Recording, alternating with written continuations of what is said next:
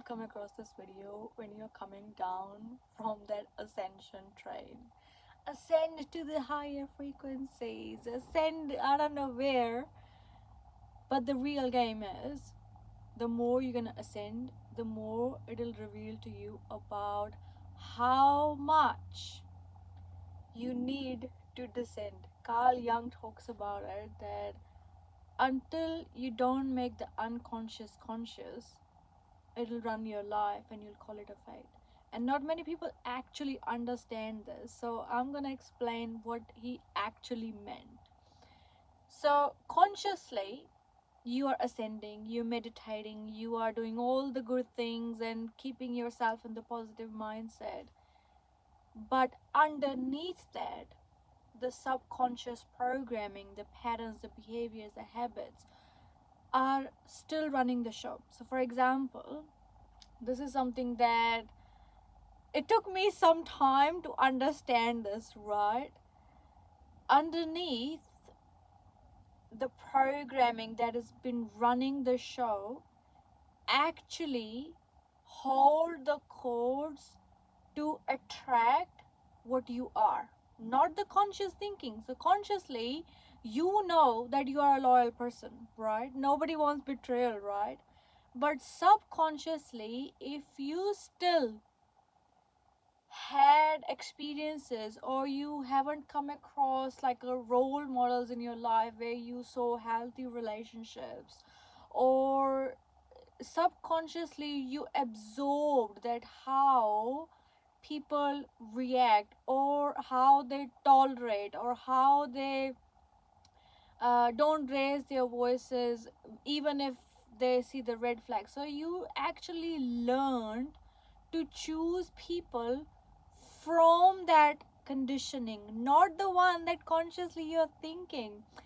When I understood this and I really questioned it, because I thought that the more I am going to work on ascending my frequency, that yeah, I deserve this, I blah blah blah blah blah blah, the more I'm gonna start attracting the right things in my life. I mean, you can, but the most deepest part of yourself is actually going to attract it. So if I want you to just pause right now and think about just one pattern of your life that just keeps on coming back, keeps on coming back. For me, it was always attracting this avoidable people, like people who I would always be present for them, but whenever I needed them, they were not there. They were not there, right? And I thought that I had to be the person who is kind, or I have to be there for other people because that's what I consciously want, like if I'm there for somebody, somebody else is gonna be there for me. But what I did not realize that the version of me who chose those people in my life, she learned to give access to the people just like that rather than earning it. Let me explain. What I mean by that is you don't want to play games with people, but in actual, you do want people to earn that access to you. The pattern that I learned in my life, that oh, you just have to be kind and be there for people, and that'll just like show them like how kind you are or what a big deal you are. But in actual, it attracted the opposite for me. I'm going somewhere with that, right? Like you will pinpoint this deep stuff, because the reason they say that opposite attracts, because if you are somebody who is always considerate or always thinking like, oh yeah, I'm just a kind person, I'm always there for people, the minute they get this from you, they will start to have this image of you that this person is always going to be there for me, right? And you do that, right? Like you're always there for people. But somewhere you also learned that whenever I come across any instinct or any red flag. We all know those red flags that our gut is just telling us something and we don't listen, right? Because we're like, oh, am I operating from fear or am I? No, listen to that. It is actually guiding you that your senses are picking up something here. And if you do not put yourself first in those moments, the pattern is just going to repeat. It will not make sense to you because, again, we all have lessons to learn.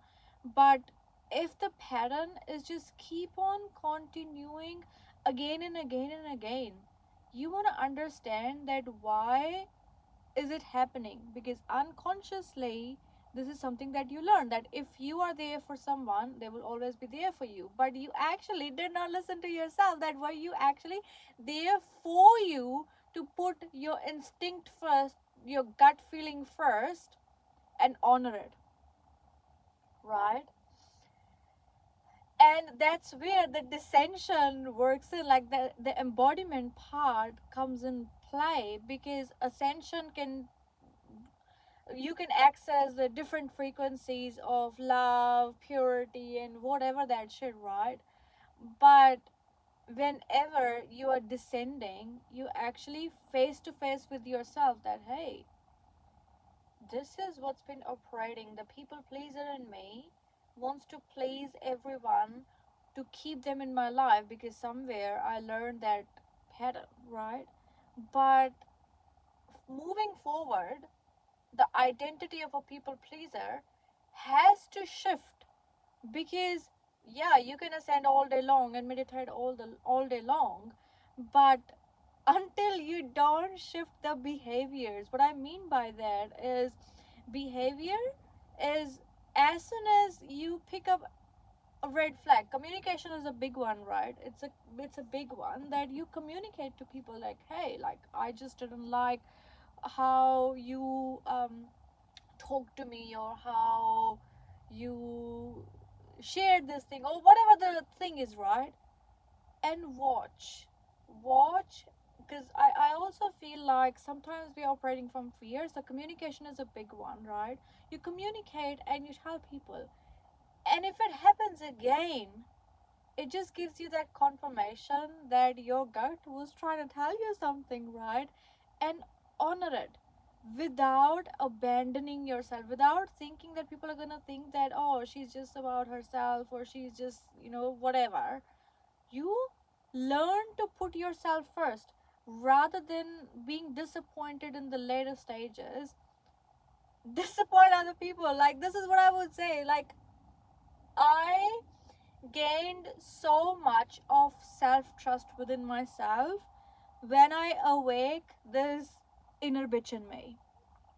The inner bitch in me doesn't take anyone's shit. I am so upfront with people, and even if I have to cut off people, it doesn't have to come from a place of like, oh, you are a bad person, or it's like, I just don't tolerate that anymore. This is not the version of me who is going to tolerate, because I just don't relate to that version of me, because I have done that enough inner work within myself, and that's why they say, like, do the inner work, right? I have done enough inner work within myself to know what I actually want, and going against with my gut feeling is not what I want. I want to live my life with alignment of my own gut feeling, and if my gut is telling me something, I'm gonna honor it, right? So if you have come down from that ascension train, like this video, if you got value from this video, I would love to know that what exactly got you to this video, and whatever you heard, whatever you listened, whatever I shared with you, is it something that is making sense to you? Because I know, like, if you're somebody who question things, you are already here, right? And leave the comment that what are you navigating, like, are you back from this ascension train, and in the descension as well, what are the patterns that are coming up for you, and if you want me to make a video about it, let's do it. I'll see you in the next one.